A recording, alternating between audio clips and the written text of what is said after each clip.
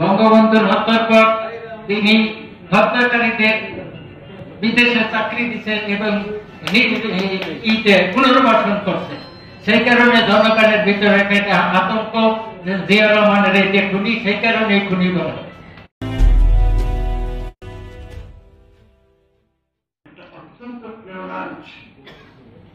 দেখেন, আমরা সহিংসতার কথা বলি, অহিংসতার কথা বলি।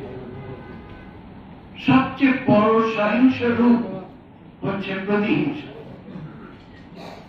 প্রতিহিংসা হচ্ছে সবচেয়ে বেশি সহিংস রূপ।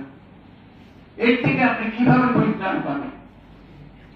এর থেকে আপনি কিভাবে মহাত্মা গান্ধীকে আনবেন? তার অহিংস রাজনীতির কি প্রভাব এই প্রতিহিংসার উপরে পড়তে পারে, এটাই আজকের দিনের সাবজেক্ট হওয়া উচিত। কারণ আমরা সবাই এমন যে সমাজে আছি, একে অন্যকে দেখতে পারি না, একে অন্যকে সহ্য করতে পারি না,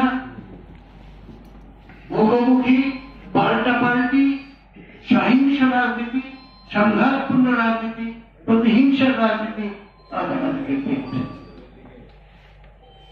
আমরা যখন আমাদের জাতীয় পিতা বঙ্গবন্ধু শেখ মুজিবুর রহমানের কথা বলি, তার আদর্শ বাস্তবায়নে যখন আমরা আমাদেরকে নিবেদিত করি, আমরা তার একটা বিরাট শক্তিশালী উচ্চারণের কথা বলে যাই, সেটা হচ্ছে রাষ্ট্রের ক্ষমতার মালিক জনগণ। এই কথাটা উনি বলেছেন এবং এটার মধ্য দিয়ে রাজনৈতিক দর্শন, মানুষের অধিকারের কথা বলেছেন। এই কথাটা আমরা যেরকম গুরুত্ব দিতে চাই না, আজকে ক্ষমতা আঁকড়ে ধরে থাকতে চাই, যে কোনো ভাবেই হোক ক্ষমতায় থাকতে হবে, জনগণের অধিকার সম্পূর্ণভাবে প্রলুণ্ঠিত করে থাকলেও সেভাবে আমাদেরকে থাকতে হবে। আজকে এই ধরনের আচরণ যদি আমাদের মধ্যে থাকে, তাহলে আমরা মহাত্মা গান্ধীর সেই অহিংস মনোভাব আমরা কোনোদিন অ্যাচিভ করতে পারব। কারণ ওটার বিরুদ্ধেই কিন্তু সহিংসতা হবে, ওটাই ব্রিড করবে, জন্ম দেবে প্রতিহিংসা, এবং তার মাধ্যমে কিন্তু দেশ একটা রক্তাক্ত সেই অবস্থার মধ্যে চলে যায়।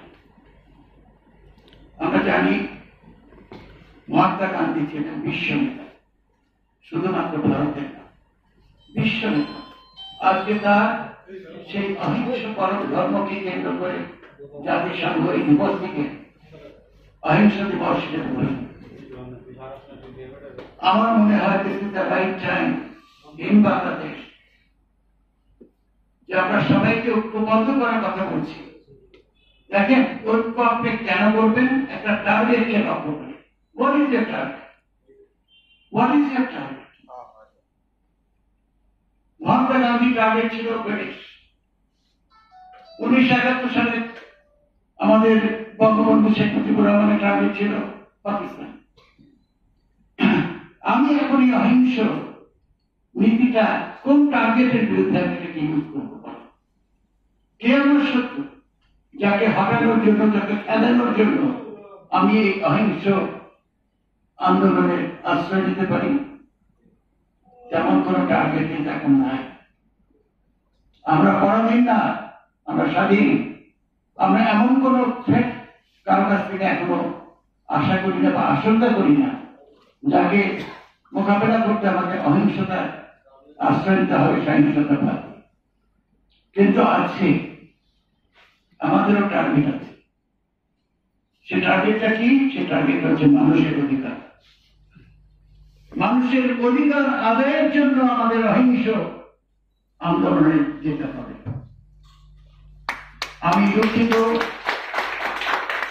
কথা বলতে অনেক সময় শক্ত শক্ত কথা বলে ফেলি।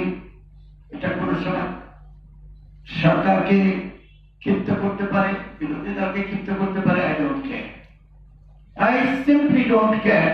যা বলার সময় এসেছে বলার, বলতে হবে।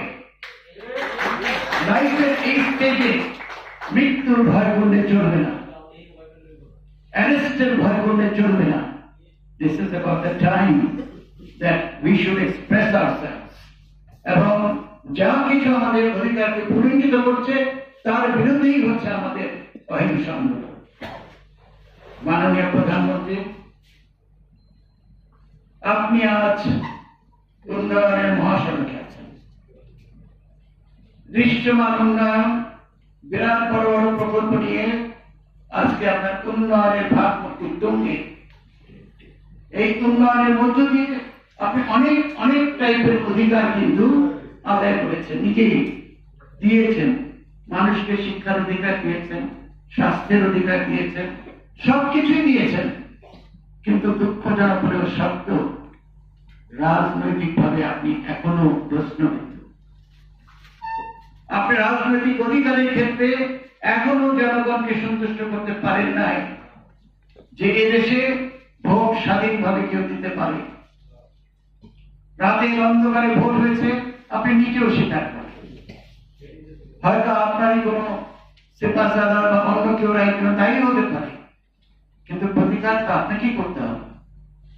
আপনি একের পর এক আপনার প্রিয় পিতা, আমাদের নেতা, জাতির জনক বঙ্গবন্ধু শেখ মুজিবুর রহমানের স্বপ্ন বাস্তবায়ন করে চলেছেন। আপনি কেন তার এই স্বপ্নটি বাস্তবায়ন করেন না, যখন তিনি বলেন, একটা কঠিন উচ্চারণ করেন সংবিধানে, যে রাষ্ট্রের ক্ষমতার মালিক হচ্ছে জনগণ? এটা কেন আপনি বাস্তবায়ন করেন না? বাস্তবতা হচ্ছে আপনি ইচ্ছা করলেও সেটা পারবেন না, কারণ আপনার আশেপাশে যারা আছেন তারা আপনাকে সেটা করতে দেবে না। কেন দেবে না?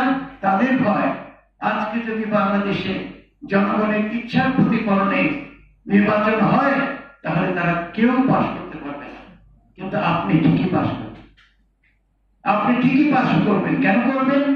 আজকে আপনি বাংলাদেশে একটি সুষ্ঠু এবং অবাধ নির্বাচনের প্রক্রিয়া নিশ্চিত করে বাংলাদেশের জনগণকে সেটা উপহার দেন। আপনি সেই বিশাল উন্নয়নের ভাবমূর্তির সাথে যুক্ত হবে আপনার রাজনৈতিক ভাবমূর্তি। আপনাকে তখন জনগণ মেনে নেবে যে আপনি এই দেশে মানুষের রাজনৈতিক অধিকার দিয়েছেন এই সুষ্ঠু এবং অবাধ নির্বাচনের প্রক্রিয়া নিশ্চিত করে। আপনার উন্নয়নের ভাবমূর্তির সাথে যখন রাজনৈতিক ভাবমূর্তি যোগ হবে, আপনি হবেন আগামী দিনের প্রধানমন্ত্রী। কাজে এই ব্যাপারে রিস্ক নেওয়ার কোনো প্রয়োজন নেই। আপনি নির্দ্বিধায় এদেশে সুনিশ্চিতভাবে একটি সঠিক নির্বাচন কমিশন গঠন করে এদেশে সুষ্ঠু এবং অবাধ নির্বাচনের ব্যবস্থা নিশ্চিত করে আপনি জনগণকে এই গণতন্ত্র উপহার দেন। আগামী দিনে মানুষ যখন জানবে যে তারা তাদের ইচ্ছা মতো একজন নেতাকে ভোট দিয়ে নির্বাচিত করতে পারে, এবং সেটা হয়েছে কারণ আপনি প্রধানমন্ত্রী সেই অধিকারটা নিশ্চিত করেছেন, আপনি কিন্তু তাদের কাছে বরেণ্য একজন রাজনৈতিক অধিকারের ভাগ্যদাতা হিসেবে বিবেচিত হবে। আজকে তাই আমি বলবো, আমাদেরও টার্গেট আছে। What are the targets? What are the targets? এই অধিকারকে ঘিরে যে সমস্ত টার্গেট, এক নম্বর হচ্ছে এদেশে আইনের শাসন সুদৃঢ় করতে হবে। আইন আমাদেরকে গাইড করবে, আইন আমাদেরকে শাসন করবে, মানুষ আইনকে শাসন করবে না। আজকে মানুষ আইনকে শাসন করার চেষ্টা করছে, মানুষ না, সরকার আইনকে শাসন করার চেষ্টা করছে। যখনই আইনের শাসনের মোকাবেলা তাদেরকে করতে হয়, তখন একটা নতুন আইন করে সেই আইনকেই শাসন করা হয়। আজকে বাস্তবতা হতে কাজেই ফার্স্ট টার্গেট অধিকারের ক্ষেত্রে যে আমাদের দেশে আইনের শাসনকে সুদৃঢ় করতে হবে। সেকেন্ড টার্গেট, সেটা সুদৃঢ় করতে হলে সর্বোচ্চ আইনের যে প্রতিষ্ঠান সুপ্রিম কোর্ট, সেই বিচার বিভাগের স্বাধীনতা নিশ্চিত করতে হবে। আজকে বিচার বিভাগ স্বাধীন। আপনার আমার সম্পত্তির ব্যাপারে, আমাদের নিজেদের গৃহ বিবাদের ব্যাপারে সুপ্রিম কোর্ট ইজ অ্যাবসলিউটলি স্বাধীন। তারা সুন্দরভাবে স্বাধীনভাবে তারা কিন্তু রায় দিতে পারেন, কিন্তু রাজনীতির ক্ষেত্রে তারা দিতে পারেন না।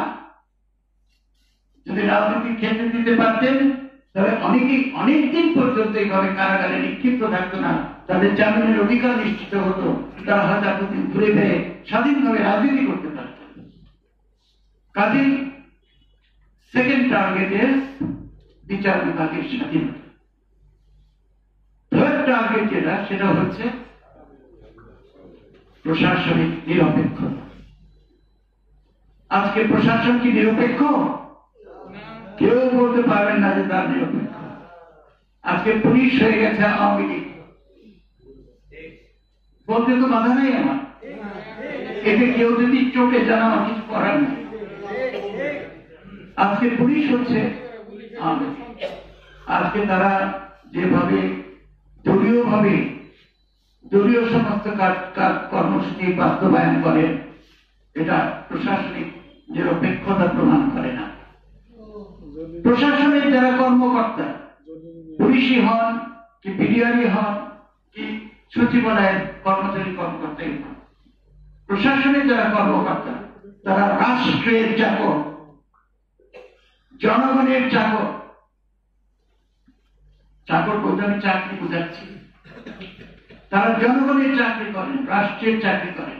কোন দলীয় সরকারের কিন্তু আপনার চাকরি করেন।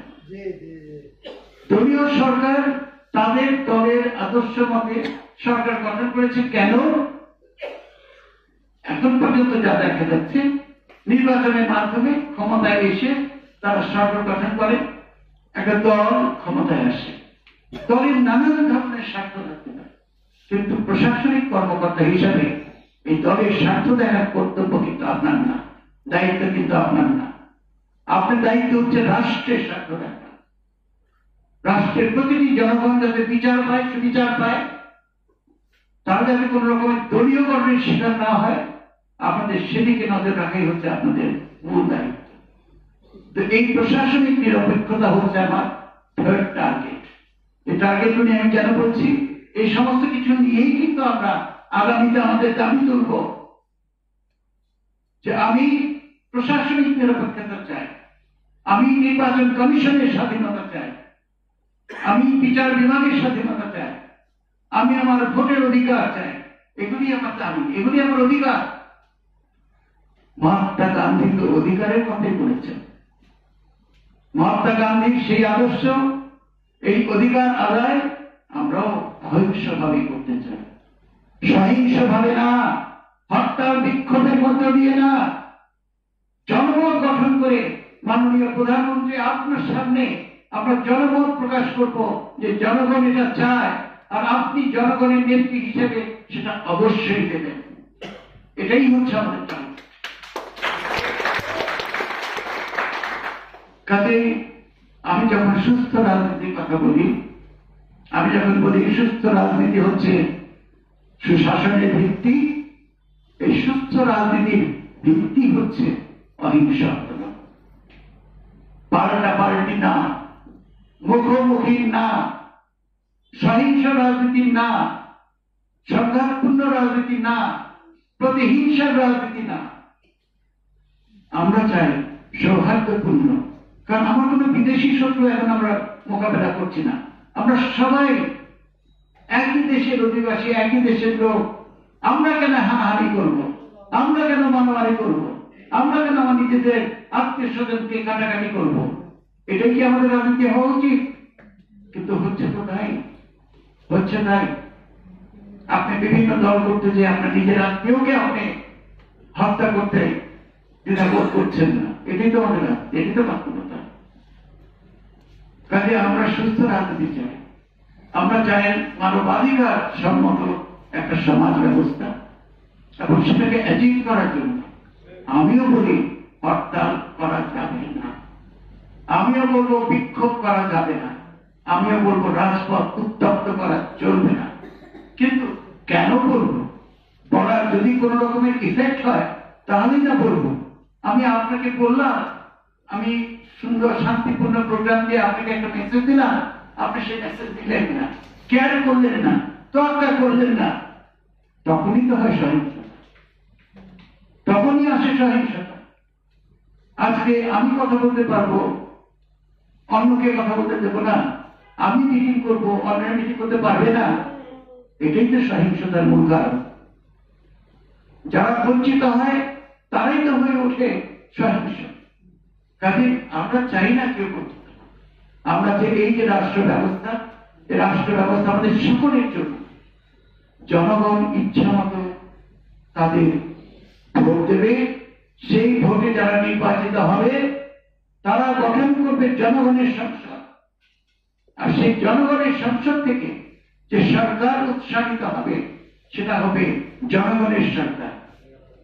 সেই সরকারের মাইন্ডে থাকতে হবে কোন সন্ত্রাস আমাকে ক্ষমতায় বসায় নাই। সেই সরকারের মাইন্ডে থাকতে হবে কোন দেশ বিদেশ আমাকে আমার ক্ষমতায় বসায় না। কে আমাকে ক্ষমতায় বসিয়েছে? আমার জনগণ। তাদের ইচ্ছার প্রতিফলনে আমি এখন সরকার। যখন এই জবাবদিহিতাটা তার মধ্যে আসে তখনই সত্যিকার অর্থে রাষ্ট্রের ক্ষমতার মালিক হয়ে ওঠে জনগণ। এবং আমাদের সেই জাতির পিতা সেই কঠিন উচ্চারণ তখনই হবে বাস্তবায়ন। তো আমরা আজ আগামী দিন যেটা দেখছি সেটা হচ্ছে এই দেশের অনেক অনেক উন্নত হয়েছে। এই দেশ অনেক উন্নত হয়েছে। In fact unparalleled development has taken place in this country. আমি মাননীয় প্রধানমন্ত্রীকে ধন্যবাদ জানাই, সাধুবাদ জানাই। আজকে যেভাবে তিনি উন্নয়ন করেছেন এই দেশে, মানুষের মন এমনিই অনেক খুশি। তাদের তার রাজনৈতিক অধিকারটা দেন, আরো খুশি হবে তারা, আরো খুশি হবে। আজকে আপনার আশেপাশে অনেকের কথা শুনে অনেক কথাই আপনাকে বলতে হচ্ছে, কিন্তু আপনার মুখে সেটা মানায় না। আপনি প্রধানমন্ত্রী, আপনার মুখে যে কোনো নেতাকে খুনি বলাটা মানায় না। আপনি কেন গালি দেবেন? আপনি কেন গালি দেবেন? আপনি দিয়েন না। এটা আমার অনেস্ট অ্যাডভাইস। আমি আপনার দল করি না, তাতে আমি ভয় করি না যে আপনি আমরা বহিষ্কার করবেন, তাতে দেবেন হওয়ার সম্ভাবনা তো বহিষ্কার। তোমরা আমরা হতাবি করি না, আমি তো বহিষ্কৃত হব না, কিন্তু আমার বলতে তো বাধা নেই। আমাকে তো বলতে হবে, আমাকেই বলতে হবে। মাননীয় প্রধানমন্ত্রীকে অত্যন্ত বেশি ভালোবাসি। হ্যাঁ, আমার নেত্রী দেশ নেত্রী বেগম খালেদা জিয়াকে ভালোবাসি। এই জন্য তো আমি চেয়েছিলাম দুই নেত্রী একত্রে মিলে যদি এই দেশটা শাসন করার পরিকল্পনা করত, বিশ্বের মানচিত্রে এই দেশ নাম্বার 1-এ অধিষ্ঠিত হতো। সেটা না করে আমরা শুধু কিভাবে মারামারি করবো, কাটাকাটি করবো, প্রতিহিংসা করবো, এটা নিয়ে আমাদের দেখেন। বাংলাদেশের জাতীয় সংসদ এটা হচ্ছে আলোচনার কর্মস্থল। এখানে আলোচনা হবে, কিন্তু আলোচনা কি হয়? কোটি কোটি টাকা খরচ করে এই সংসদ বসে দেশের আইন প্রণয়ন করার জন্য, দেশের স্বার্থে কথা বলার জন্য। 50টা বছর কে জাতির পিতা সেটা নিয়ে, কে স্বাধীনতার ঘোষক সেটা নিয়ে, এই যে ঘন্টার পর ঘন্টা আপনারা এত অর্থের অপচয় করেছেন, এই অর্থের ক্ষতিপূরণ আপনারা দিতে পারবেন? প্রয়োজন ছিল এত কিছু? কোনো কিছু প্রয়োজন ছিল না। উনি যে জাতির পিতা এটা তো নিঃসন্দেহে সবাই বলতো, কিন্তু কেন এখন একটা গোষ্ঠী সেটা বলতে চায় না? কেন বলতে চায় না? আপনার আচরণের কারণে কিন্তু এটা বলতে চায় না। আমার এখনো মনে আছে, তখনকার স্পিকার ছিলেন হুমায়ুন রশিদ চৌধুরী, দাঁড়িয়ে এমন করে তার জাতির পিতা বলে তাকে উচ্চারণ করে গেলেন। অপোজিশন বকআউট করে গেল। কেন অপোজিশন কেন বকআউট করবে? Opposition will agree to the proposal যে হ্যাঁ, 7ই মার্চের ভাষণ হচ্ছে আমাদের অনুপ্রেরণার উৎস, 7ই মার্চের ভাষণ হচ্ছে আমাদের স্বাধীনতার উৎস। এই ভাষণ যিনি দিয়েছেন তিনিই জাতির পিতা, সেটা সবাই মিলেই তো সেটা এগ্রি করতে পারত। কিন্তু আপনার আচরণের কারণে অন্য একটা দল বকআউট করে চলে গেল। ব্রিং দ্যাট, এটাই হচ্ছে স্ট্র্যাটেজি। একটা কৌশল অবলম্বন করতে হবে। যখনই একজনকে আপনি চেপিয়ে দেবেন বা বঞ্চিত করবেন, তখন তো সে আপনার বিরুদ্ধে লেগে যায়। আজকে আমরা কিন্তু এটা সহজেই এটা অ্যাভয়েড করতে পারি, এড়িয়ে চলতে পারি। তা আমরা সুস্থ রাজনীতি বলতে এটাই বলতে চাই যে আসেন আজকে সবাই ঐক্যবদ্ধ হই। অনেক দল আছে দেশে, অনেক দল আছে, কিন্তু একটা জায়গায় তো আমরা অবস্থায় ঐক্যবদ্ধ হতে পারি। সেটা হচ্ছে এই দেশের মানুষের কল্যাণে জাতির কল্যাণে এদেশের গণতন্ত্রকে আমাদের সুসংগত করতে হবে। আর গণতন্ত্রকে সুসংগত করতে হলে একটা অবাধ সুষ্ঠু নির্বাচন আমাদেরকে পেতে হবে। আর সেই নির্বাচনের মাধ্যমে আমরা জানি দেশে প্রশাসনিক নিরপেক্ষতা ওই সংসদই তখন আইন করে সেটা নিশ্চিত করবে। যখন একটা সংসদ সত্যিকার অর্থে জনপ্রতিনিধিত্বশীল হয় এবং এক জনগণের ইচ্ছার প্রতি গঠিত হয়, তখন সেই সংসদে কোনো ভেজাল থাকে। আজকে জোর করে যখন আমরা সংসদ অধিকার করে নিই, তখনই কিন্তু ভেজাল হয়। কাজে জনগণকে কনফিডেন্স দিতে হবে। নির্বাচন সুষ্ঠু এবং অবাধ হলে আমি ক্ষমতায় যেতে পারবো না, এই ভয়টা থাকা উচিত না।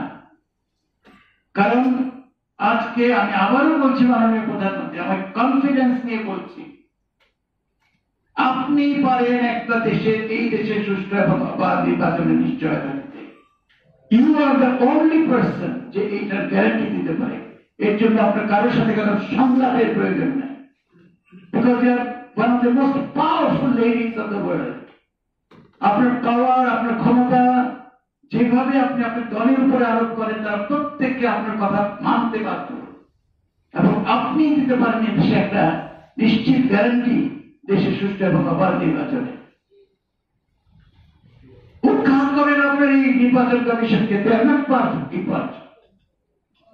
তারা প্রমাণ করেছে তারা নিরপেক্ষ না, বিভিন্নভাবে তারা দলীয়করণের শিকার হয়েছে। আপনি সবার উপরে, আপনার কোন দল নাই।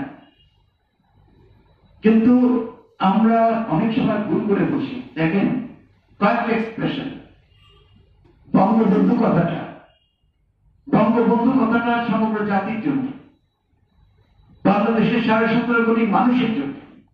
কিন্তু এটা যেই মাত্র আপনি দলীয়করণ করলেন, তখনই আপনি সেটাকে অন্য জায়গায় ফেলে দিলেন। জয় বাংলা স্বাধীনতার স্লোগান, আপনি যখন সেই স্লোগানটাকে দলীয় সঙ্গীতে পরিবেশন করেন, আপনি ওই এক্সপ্রেশনটাকে একটা ইসের মধ্যে নিয়ে আসবেন, দলীয় আকারে নিয়ে আসবেন, তখন আপনার বিপরীত দল সেটাকে তখন বাঁধতে যায়। আমি তো চাই যে আমার প্রত্যেকটি বক্তৃতার শেষে আমি জয় বাংলা বলি, কিন্তু আমার মনে যদি সন্দেহ থাকে, আমি জয় বাংলা বললে ওরা বলবে আমি আওয়ামী লীগ, এই ভয়ের আমি সেটা করি না। জয় বাংলাকে জয় বাংলা জায়গায় রাখতেন, বঙ্গবন্ধুকে ওই জাতীয় জাদুঘরে রাখতেন মুক্তিযুদ্ধের সম্পদ হিসাবে, জয় বাংলাকে মুক্তিযুদ্ধের সম্পদ হিসাবে রাখতেন। দেখতেন আজকে দেশে সহিংসতা অনেক কমে। আমাকে একবার এখনো প্রয়াত নেতা আমার খুব কাছের মোহাম্মদ নাসিম সাহেব, তার সাথে খুব ঘনিষ্ঠ ভাবে 14 দলীয় ঐক্যজোটের সাথে থেকে আমি আমার বাংলাদেশ জাতীয় বাংলাদেশ ন্যাশনাল অ্যালায়েন্সে বিগত নির্বাচন প্রচেষ্টা করেছি। উনি সবসময় বলতেন, ভুলা ভাই, আপনাকে বক্তৃতার শেষে জয় বাংলা বলতে হবে।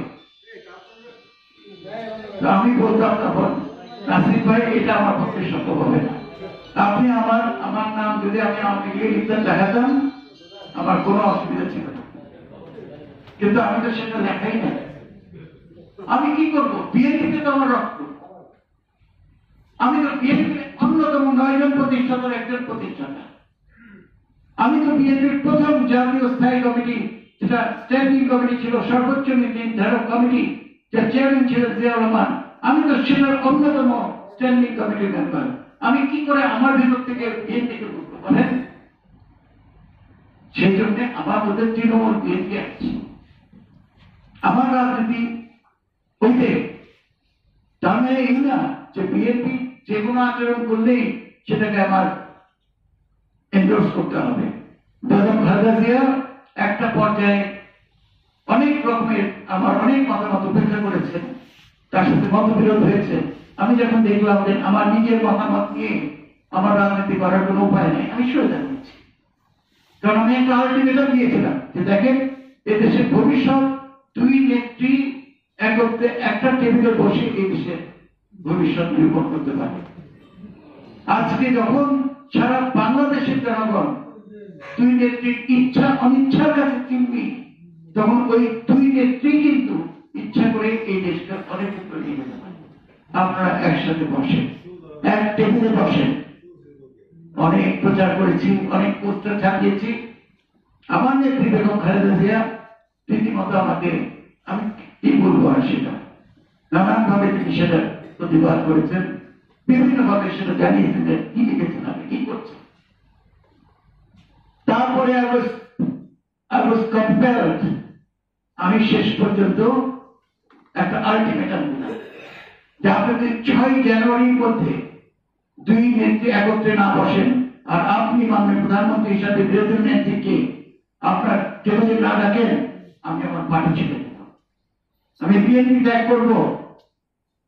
উনি ডাকলেন না, আমি বিএনপি ছেড়ে চলে এসেছি। এখন তার মানে এই না যে বিএনপি তো আমার হৃদয়ের মধ্যে থেকে মুছে গেছে, তা তো না।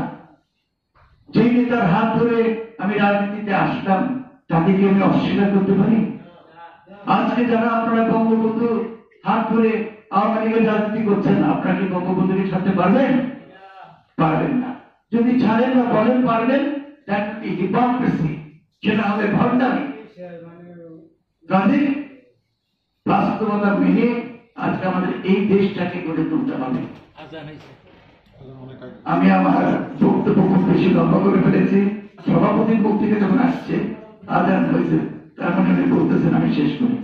তবে শেষ করলাম, আপনাদের সবাইকে আবার আহ্বান জানাচ্ছি।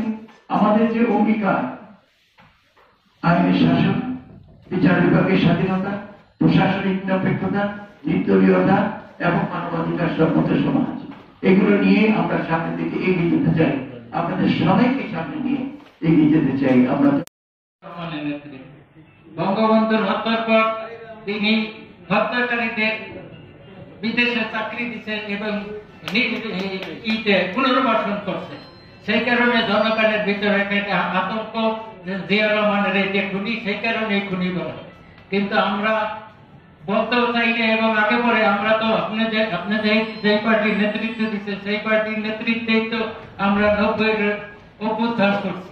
কিন্তু সেই পার্টি 90-তে পাওয়ারে যাওয়ার পর বঙ্গবন্ধুকে মানে, সেই কারণেই তো বিরোধ হয়েছে।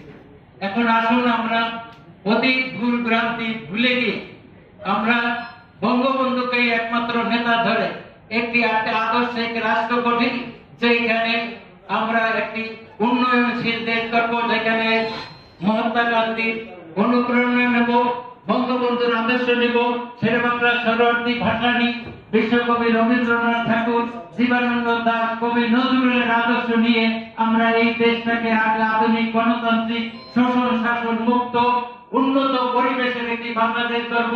আমি আশা করি আপনি সেই নেতৃত্ব দিবেন, সেখানে আমরা থাকবো।